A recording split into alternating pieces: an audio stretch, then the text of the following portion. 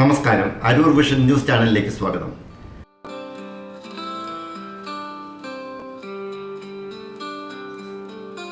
അരൂരിൻ്റെ ശില്പി ശിവദാസൻ്റെ ശില്പങ്ങൾ ഉൾപ്പെടുന്ന പ്രദർശനം ഏറെ ശ്രദ്ധേയമാകുന്നു. ആലപ്പുഴ ലളിതകലാ അക്കാദമിയുടെ ആർട്ട് ഗാലറിയിൽ നടന്നുവരുന്ന ചിത്രശില്പകലാ പ്രദർശനം ഈ മാസം 27-ന് സമാപിക്കും. 25 കലാപ്രതിഭകളുടെ ശില്പ ചിത്രകലാ പ്രദർശനത്തിൽ ശിവദാസിൻ്റെ 3 ശില്പങ്ങളും പ്രദർശനത്തിനുണ്ട്. കല്ലും മുള്ളും ഇലകളും പതിച്ച് ശിവദാസൻ സൃഷ്ടിച്ചിരിക്കുന്ന മനുഷ്യപാദത്തിൻ്റെ ശില്പം ഏറെ ചിന്തിപ്പിക്കുന്നതാണ്. ഗാന്ധിജിയെ നെടുകെ പിളർന്ന രീതിയിൽ എഴുതിയ ചിത്രം ആനുകാലിക പ്രസക്തിയേറുന്നതാണ്. കോട്ടയം ആർട്ട് ഫൗണ്ടേഷനാണ് പ്രദർശനം സംഘടിപ്പിച്ചിരിക്കുന്നത്. സംസ്ഥാന വിദ്യുച്ഛക്തി വകുപ്പിൽ നിന്ന് സീനിയർ സൂപ്രണ്ട് പദവിയിൽ വിരമിച്ച ശിവദാസ് 17 വയസ്സ് മുതൽ ശില്പങ്ങൾക്ക് രൂപം കൊടുക്കാൻ തുടങ്ങിയതാണ്.